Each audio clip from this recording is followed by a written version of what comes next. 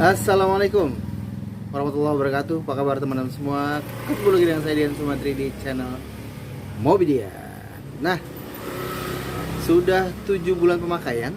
Kalau ditanya nyesel nggak sih punya Sigra tipe D yang paling terendah? Jawaban saya tidak. Saya nggak pernah menyesal. Malah saya sangat bahagia ya dan berbangga diri karena bisa punya mobil. Walaupun Daihatsu Sigra tipe terendah. Karena sebelum saya beli Sigra tipe D ya, sudah banyak hal yang saya lakukan. Tentu saja seperti layaknya orang-orang yang mau beli mobil, maka hal yang dilakukan adalah pertama, browsing, cari-cari informasi tentang mobil yang akan dibeli, entah itu dari Google, YouTube. Nah, YouTube ini banyak nih testimoni, kesan-kesan setelah orang pakai Sigra tipe D khususnya ya, karena saya memang mau beli tipe D. Apa yang terjadi selama beberapa bulan pemakaian dan sebagainya lah. Jadi ketika beli pun saya sudah banyak inputan berkaitan dengan Sigra D. Nah, so far sejauh ini tidak ada masalah sama sekali. Kalau dikatakan Sigra D nggak kuat nanjak, kuat-kuat aja sih. Sigra D ambles shocknya. Saya rasa masuk akal kalau mobil 7 penumpang full, udah pasti shocknya turun ya. Kalau nggak turun mah repot juga tuh, keras banget shocknya. Masih dalam batas wajar dan ya sejauh ini pasti Suzuki ketika mengeluarkan produk ada quality control dan sebagainya, masih aman-aman aja sih, nggak ada masalah. Nah, ketika ngebut full penumpang goyang, ini awalnya saya agak kaget juga sih, walaupun nggak kaget banget ya, karena saya ketika nonton itu nggak merasakan. Nah, ketika punya saya merasakan itu full penumpang dan di tol itu kenceng goyang. Kalau teman-teman lihat dimensi bannya itu kan kecil ya Sigra RD13, kemudian bannya kecil lah, kayaknya dibanding Sigra D di atasnya, Sigra di atasnya tipe D lebih kecil. Ban kecil, full penumpang, ngebut goyang, wah. Ya masuk akal. Itu pun saya pakainya memang pas ke Bandung doang sih. Nah, sisanya aman-aman aja, sama sekarang nggak ada masalah sama sekali. Berkaitan dengan mesin ataupun fitur-fitur yang di dalamnya aman, nggak ada masalah sama sekali. Makanya saya bilang di awal, saya nggak pernah menyesal ngambil Sigra ya. Kalau ada yang bilang Sigra lemot dan sebagainya, apa neng? Oke, lanjut lagi ya. Tadi ada yang beli karena sambil jaga toko nih. Kalau teman-teman lihat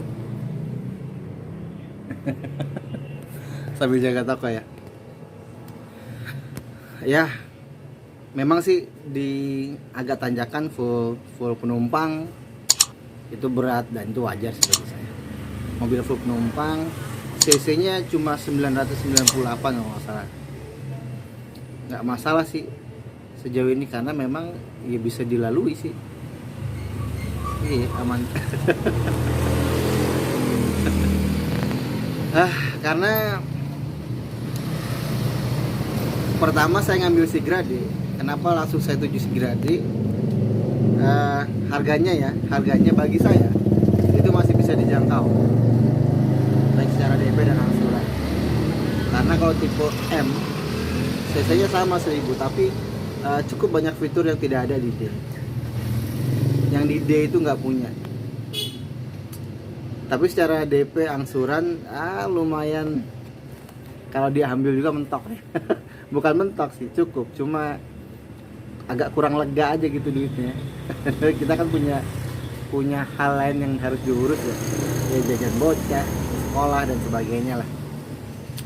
Jadi harus bisa mengukur tingkat kemampuan kita dalam mengambil keputusan ketika mengambil mobil.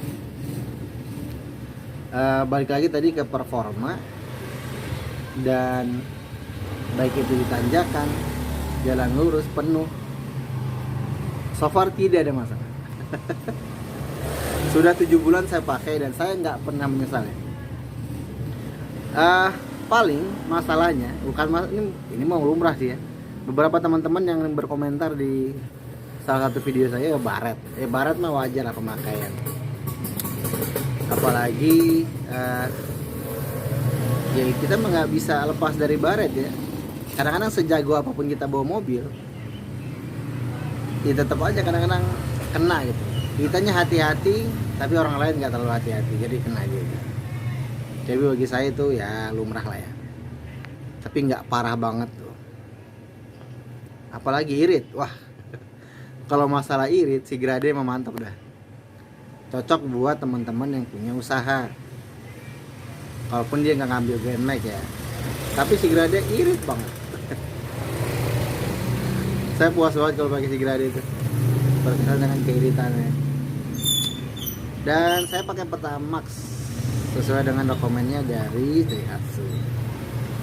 Pernah sekali pakai Pertalite, cuma itu bukan saya ngisi karena dipinjem sama abang. Jadi abang ipar tuh abang tuh bawa, kemudian beliau ngisi Pertalite ternyata. Jadi itu sih sebenarnya kenapa saya terjerumus ke Pertalite. Saya nggak tahu kalau efek kalau pakai Pertalite itu gimana, tapi saya coba untuk, karena saya juga newbie ya, pengguna baru mobil. Saya coba untuk berjalan di track panduannya itu.